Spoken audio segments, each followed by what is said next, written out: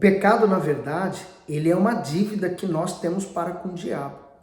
Por isso que o Senhor Jesus morreu derramando o seu sangue, quer dizer, ele pagou a dívida com o seu próprio sangue. Ele, sendo inocente, então nos comprou, exatamente isso, e nos libertou das mãos daquele que nos oprimia. Quando nós aceitamos ao Senhor Jesus e o seu sacrifício, estamos, na verdade, aceitando também a nossa libertação total e completa do reino das trevas e assumindo o reino da luz, o reino de Deus. Hoje, segundo Samuel, capítulo 12, nós lemos no capítulo anterior que Davi havia pecado e escondeu isso, não falou nada e tudo ficou bem, né? Aparentemente. Vamos ver? Hoje, segundo Samuel 12, vai contar se realmente ficou bem. Vamos pedir que Deus nos dirija.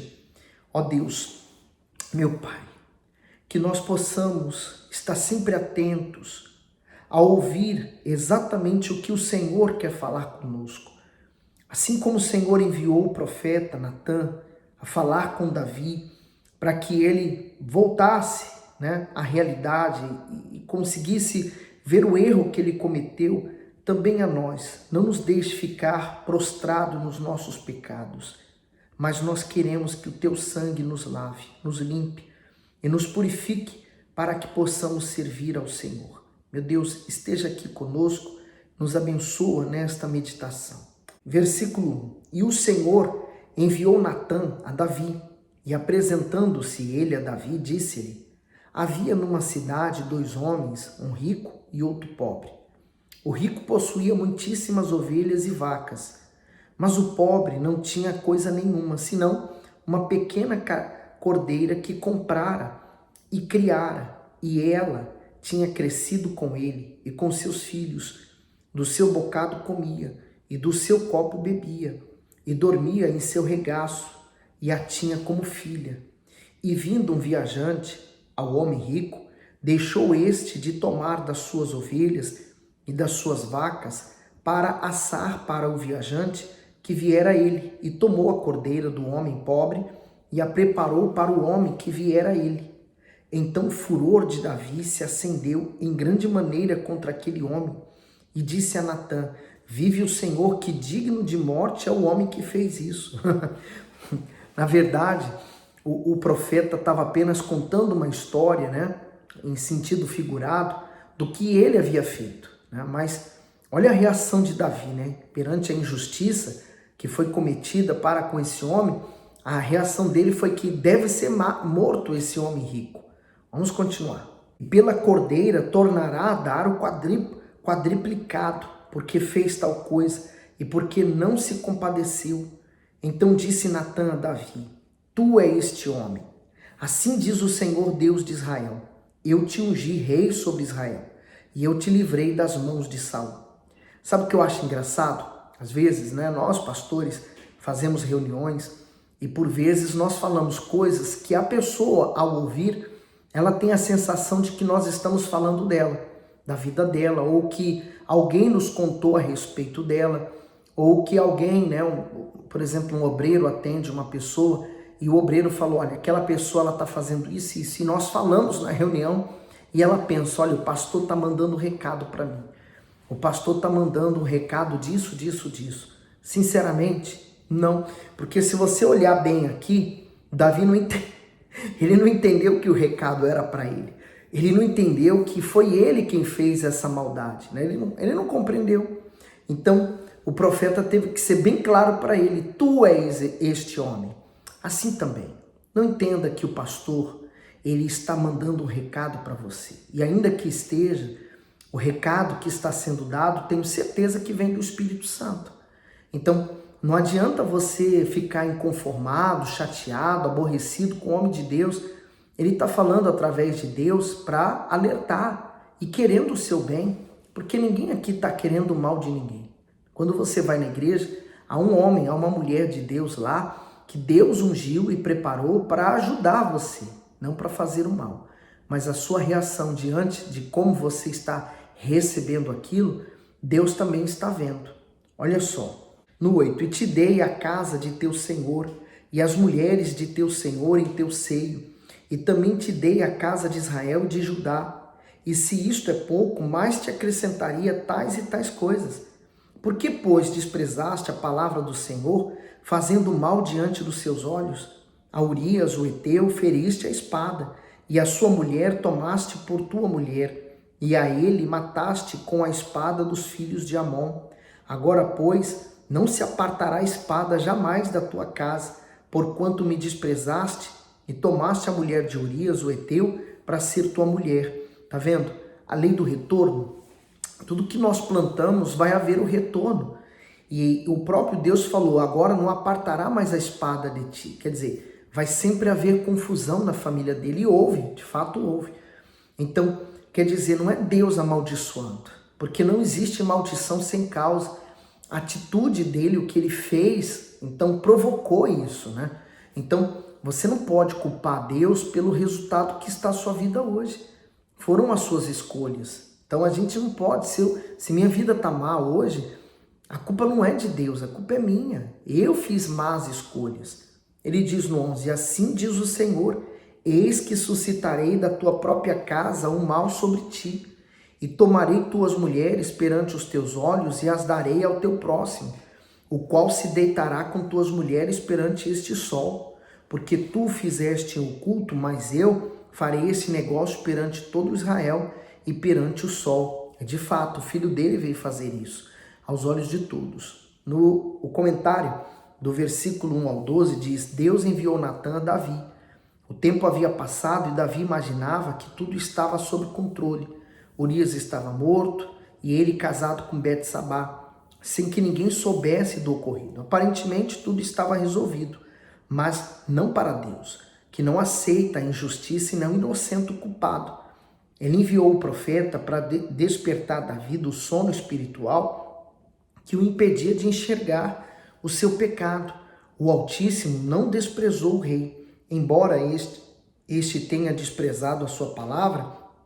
No entanto, o repreendeu pelos seus erros e lhe mostrou as graves consequências que viriam sobre ele e sua casa.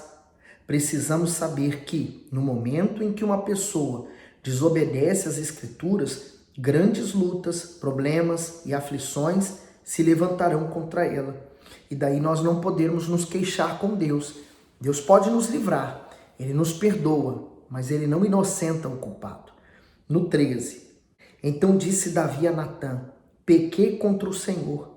E disse Natã a Davi, também o Senhor perdoou o teu pecado, não morrerás. Veja que perfeito, né? Davi, perfeito não o erro de Davi, pelo amor de Deus, mas perfeito porque Davi, ele se arrependeu, ele falou, eu pequei contra o Senhor, mas ele também falou, o Senhor também o perdoou. Que maravilhoso, né? Se Deus não o condenou, quem sou eu para apontar o dedo hoje para Davi e falar que ele errou e que ele fez errado? Então, dificilmente nós encontramos pessoas assim. Hoje o mundo quer muito julgar, né? Apontar o dedo e falar, tu erraste, tu fizeste isto. Quer dizer, apontar o dedo. Nós não temos que apontar o dedo para ninguém. A gente não pode esquecer que quando nós apontamos, olha quantos dedos está aqui apontado para mim, né? Normalmente a gente fala 4, mas na verdade são 3, né? A gente aponta, mas tem 3 apontados para nós. Cuidado ao julgar alguém. 14. Todavia, porquanto com este feito deste lugar sobremaneira a que os inimigos do Senhor blasfemem, também o filho que te nasceu certamente morrerá. Então Natã foi para a sua casa e o Senhor feriu a criança que a mulher de Urias dera a Davi e adoeceu gravemente. E buscou Davi a Deus pela criança e jejuou Davi. E entrou e passou a noite prostrado sobre a terra. Então, quer dizer, ainda demorou, né, para Deus vir falar com Davi a respeito desse caso. Não foi rápido, né? A criança nasceu, normalmente uma gestação de 9 meses. Então, com certeza, ela já estava para dar à luz essa criança. Então, Davi jejuou, Davi passou a noite prostrado na terra, orando por essa criança para que ela não morresse. Deus já havia determinado isso, mas ele pensou, bom, eu vou fazer o jejum, eu vou orar, vou buscar, porque de alguma forma talvez Deus possa mudar de ideia, né? Porque ele errou e quem pagaria seria a criança. Bom, apesar que a criança mesmo que ela nascesse, viesse morrer logo a seguir ou nascesse morta, ela já está salva. Uma criança inocente, ela já tem a salvação dela garantida. Mas ele iria pagar caro pelo erro que ele cometeu. Sabe, quando a pessoa está em pecado, ela não tem tanta confiança na sua oração. Ela não tem certeza que Deus vai ouvir a oração dela. Porque ela está mergulhada, na verdade, na dúvida. O pecado gera uma dúvida horrível dentro da pessoa e impede ela de falar com Deus. 17. Então, os anciãos da sua casa se levantaram e foram a ele para o levantar da terra. Porém, ele não quis e não comeu pão com eles. E sucedeu que ao 7º dia morreu a criança. E temiam os servos de Davi, diz ele, que a criança estava morta, porque diziam: eis que sendo a criança ainda viva, lhe falávamos, porém não dava ouvidos à nossa voz. Como, pois, lhe diremos que a criança está morta, porque mais lhe afligiria? O comentário diz: pequei contra o Senhor. Finalmente o rei despertou do sono espiritual, admitiu seus pecados e se arrependeu. O Altíssimo foi misericordioso com ele e não o puniu com a morte, ao contrário, perdoou e lhe restituiu a salvação. Porém, ter a misericórdia divina não significa ter liberdade para pecar, pois a conta do pecado chega e é alta demais. A criança, que era fruto do adultério, não sobreviveu. Essa foi a primeira de muitas perdas que ele teria ao longo dos seus dias. Enquanto a criança estava viva, Davi chorou muito por ela. Só não imaginava que aquela não seria o único filho a morrer. Ele ainda derramaria muitas lágrimas de tristeza e de dor. Eu fico pensando assim, se Davi soubesse as consequências do que ele fez, com certeza ele não faria. Daí você parar e pensar, né? Antes de você fazer uma escolha, tomar uma decisão ou tomar uma atitude em relação a qualquer coisa da sua vida, pense bem se realmente vai valer a pena você fazer aquilo, se realmente vai valer a pena você tomar aquilo para você, né? Antes ele tivesse pensado melhor. 19. Viu, porém, Davi que seus servos falavam baixo, entendeu Davi que a criança estava morta. Pelo que disse Davi a seus servos: está morta a criança? E eles disseram: está morta. Então Davi se levantou da terra e se lavou e se ungiu e mudou de roupas e entrou na casa do Senhor e adorou. Então foi à sua casa e pediu pão, e lhe puseram o pão e comeu. Então quer dizer, ele entendeu, pronto, a vontade de Deus prevaleceu, eu não vou lutar mais contra ela. Então ele seguiu a vida dele em frente. No 21, disseram-lhe seus servos: que é isso que fizeste? Pela criança viva jejuaste e choraste? Porém, depois que morreu a criança, te lavaste e comeste pão? E disse ele: vivendo ainda a criança, jejuei e chorei, porque dizia: quem sabe se Deus se compadecerá de mim e viverá a criança. Porém, agora que está morta, por que jejuaria eu? Poderia eu fazê-la voltar? Eu irei a ela, porém ela não voltará para mim. Então consolou Davi a Betsabá, sua mulher, e entrou a ela, e se deitou com ela, e ela deu à luz um filho, e chamou o seu nome de Salomão. E o Senhor o amou. E enviou pela mão do profeta Natã, chamou o seu nome de Gedidias, por amor ao Senhor.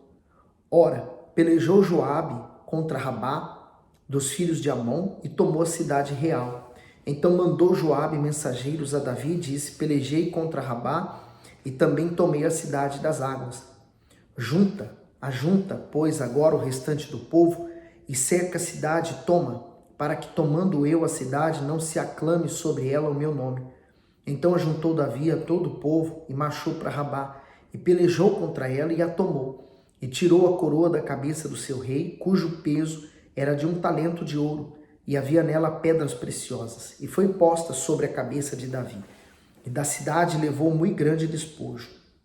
Trazendo o povo que havia nela, o pôs às serras e às talhadeiras de ferro, e aos machados de ferro, e os fez passar por forno de tijolos, e assim fez a todas as cidades dos filhos de Amon, e voltou Davi e todo o povo para Jerusalém. Forte, não é? Sabe o que eu acho forte? Aqui a gente entende por que Deus não permitiu a Davi construir o templo de Salomão, que estava no coração dele construir. E Deus falou, não, você não vai construir, mas quem vai construir vai ser seu filho. Então, ele não pôde executar aquela obra. Ele juntou tesouros para poder fazer a obra, mas quem construiu foi Salomão. Daí receberam o nome de Templo de Salomão. Mas Davi não pôde construir aquele templo. Aí você começa a entender o porquê. Assim como Moisés, lembra? Moisés também não pôde entrar na terra prometida, porque ele fez algo que não agradou a Deus. 1 Crônicas 20 começa assim. Aconteceu que no decurso de um ano, no tempo em que os reis costumam sair para a guerra, Joabe levou as forças do exército e destruiu a terra dos filhos de Amon, e veio e cercou a Rabá. Porém, Davi ficou em Jerusalém. E Joabe feriu a Rabá e a destruiu.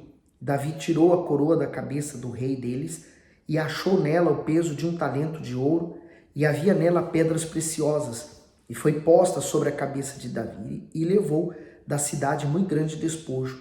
Também levou o povo que estava nela, e os fez trabalhar com a serra, e com talhadeiras de ferro, e com machados, e assim fez Davi com todas as cidades dos filhos de Amon.